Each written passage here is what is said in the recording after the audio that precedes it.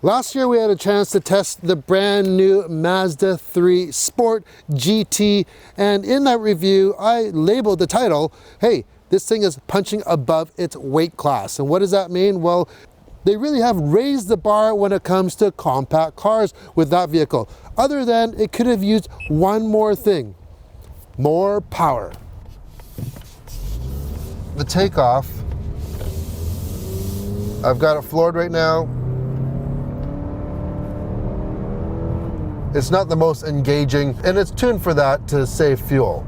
Well, it seems like the folks at Mazda were huddling around the boardroom watching everyday reviews, and they said, hey, you know what? I think he's right. Maybe we should listen to everyone and put more power in it. Well, I give you the Mazda 3 GT Turbo. And today we're going to find out if those 5 letters, T-U-R-B-O, make this the perfect compact car.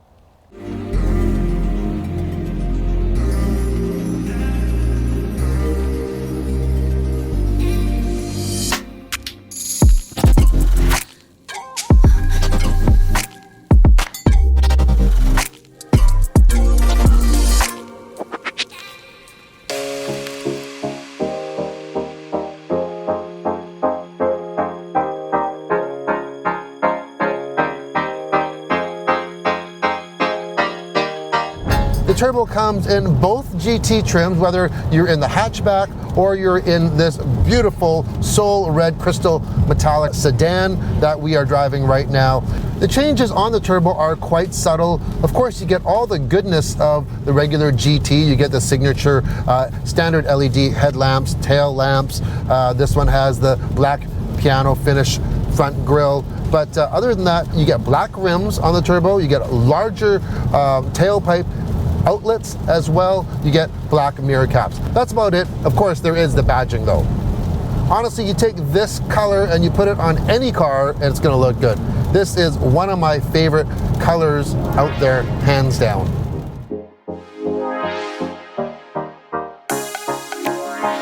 As I mentioned in the previous Mazda 3 Sport review, I'm a fan of this interior. It really does have a very upscale look, feel. Materials are great.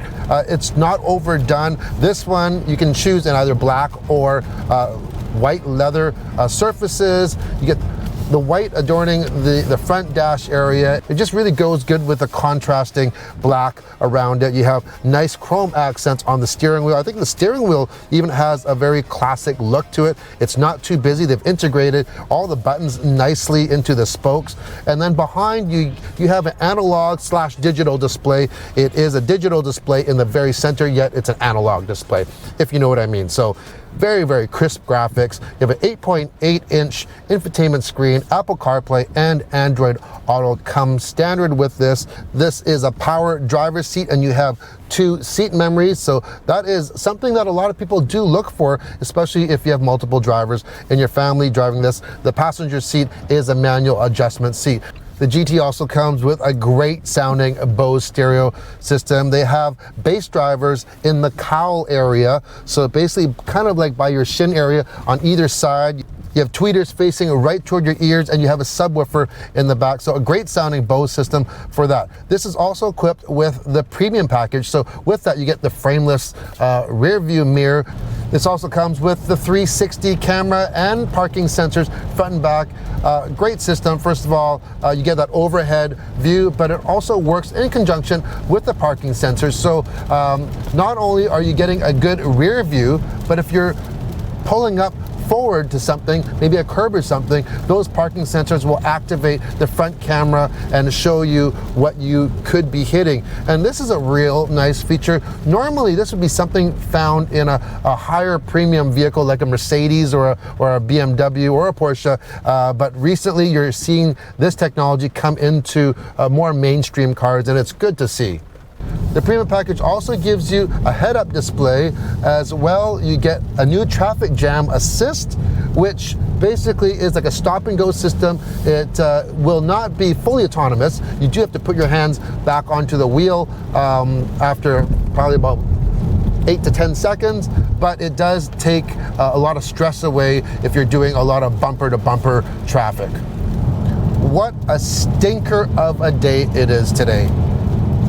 It's just pouring. It hasn't stopped all week. We have this car for one day. Luckily, this is not a bad place to spend your time on a day like this. You do have heated seats in this Mazda 3, as well as a heated steering wheel. So good for our climate here on the West Coast, but yeah, it's a stinker. Not only did Mazda Canada supply the vehicle for today's test drive, but they also supplied a great route. And along that route, we got to actually check out some local artisans, including a cheese factory, let's say. Of course, I had to buy some cheese. Who doesn't like cheese? And a really cool gift store and all sorts of things. And sometimes you don't know what's right under your nose, and it was fun. And if you're watching this review and you like it, hey, hit that thumbs up button now. Don't wait till the end. And hit that subscribe button if you haven't subscribed. I know a lot of you watch all my videos, but you don't subscribe. Just hit that button. It really helps the channel out, helps support it, and helps me make more content for you. So back to the review. So let's talk about what everybody wants to know on this new Mazda 3 Turbo. What's under the hood? Well, it's a 2.5 liter turbocharged 4-cylinder, and the best thing is it can run on regular fuel. So with regular gas, it outputs 227 horsepower and 310 pound-feet of torque. And if you want to use the good stuff, the premium fuel, that ups it to 250 horsepower and 320 pound-feet of torque. You're thinking, hey, why not just use premium? Well, guess what? If you do most of your driving, let's say under 4,000 RPM, just put regular in. You know, that extra 10 pound-feet of torque is going to make a minute difference, and you're only going to get the benefits of that extra horsepower at the higher RPM. So use the regular, and that's going to save you fuel. That's one huge bonus with this engine. Now, if this engine sounds familiar, like it's in other products in the Mazda lineup, well, it is, like the Mazda CX-9. Yet that's a much larger vehicle and heavier than this Mazda 3. So how does it perform in this?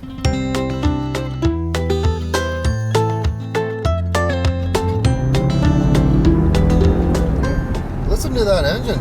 It sounds like it's got a lot of grunt to it. It sounds almost like a boxer engine. It's got a lot of bottom end torque. Now, this turbo engine is a dynamic pressure turbo engine. Well, what does that all mean? Well, there's so much involved in this. I went through a long presentation. I'm no engineer. Let's just say that it uses an ejector valve. It allows the turbo to spool up much quicker, allowing for better response.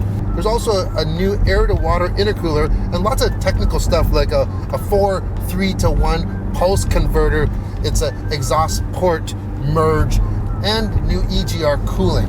Anyways, you put all that together and what you get is an all-around, everyday, great driving turbo engine. So a lot of other turbo engines perform very good at high peak demand, like high RPMs, or they might perform very well at low RPM, but a lot of times they don't do both very well. So Mazda has really tuned this engine so well to operate. Let's say we are just doing 60 kilometers per hour right now, and if I'm gonna just barely touch the throttle, and you have a beautiful rush of torque, and there's almost no delay for power-wise either. Now this is matched to a 6-speed automatic transmission. Some people ask, why don't you go to like a 7, 8, or 10-speed automatic transmission? Why just 6 speeds? Well, the plain answer is you don't need it. This has such a linear torque curve that right now, even though we are, let's just say we're at 2100 RPM, we're in sport mode right now, by the way, but if we go into regular mode, we have dropped down to 1500 RPM, so quite low revs. And if I put my foot into just barely, I don't even need to kick down a gear because you have enough torque to just carry you through. If I really do want more performance, I just press a little harder and you get that great surge of power. When tuning this vehicle for power delivery, Mazda actually benchmarked this with the Porsche Cayman S, as well as the BMW 228 with the 2-liter turbo engine. And you know what? They really have dialed it in. All turbos come standard with Mazda's latest i-Activ all-wheel drive system, and that's not just handy in bad weather like we're having right now, but also for handling. And it works in conjunction as well with their G-vector control. Now, this is not to be mistaken with torque vectoring, which uses brakes to brake individual wheels to rotate around corners a little bit better. So how does G-vector control work? Well, it's a whole bunch of software programming, first of all, and it's quite amazing, and you can really notice it. So it works in conjunction with the all-wheel drive system as well as a whole bunch of sensors from your steering, your accelerator, your braking. So for instance, let's say you are just going around a corner, even a slight corner. What it does, it reduces the amount of torque to the front wheels ever so slightly, and the result is that it applies weight to the front wheels, giving you a more direct connection to the steering. And with the all-wheel drive system, when I first go around a corner, for instance, it'll disconnect the power to the rear wheels for a split second so I can get more bite into my front end, and then as soon as I've get around that corner, the rear wheel drive kicks in to rotate me right around that corner. And it all happens seamlessly in the background, and the result is a much smoother direct drive.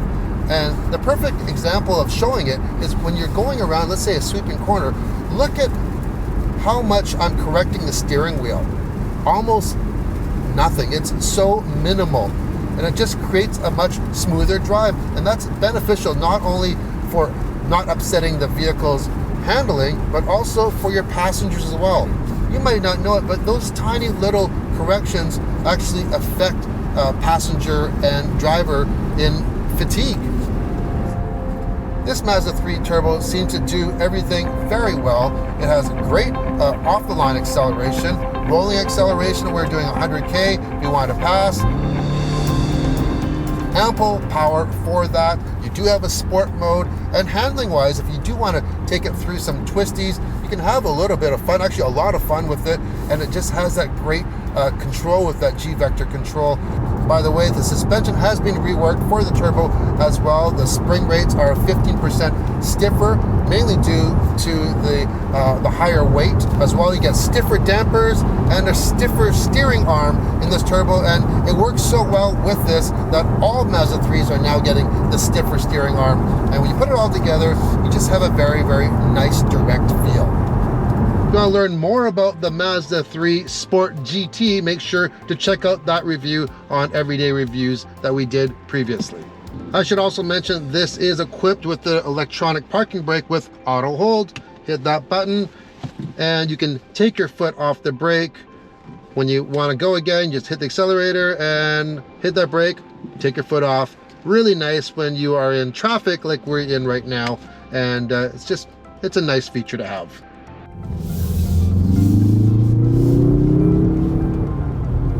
Yeah, it really does feel good. You know, Mazda has always embraced driving dynamics in their products, and this new Mazda 3 Turbo is a very good example of how they've really listened to their customers.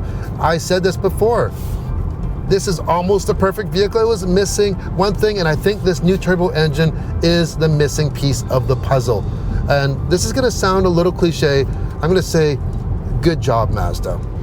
Really, I seriously mean, well done. Thanks for watching. I hope to see you on the next video. Safe driving.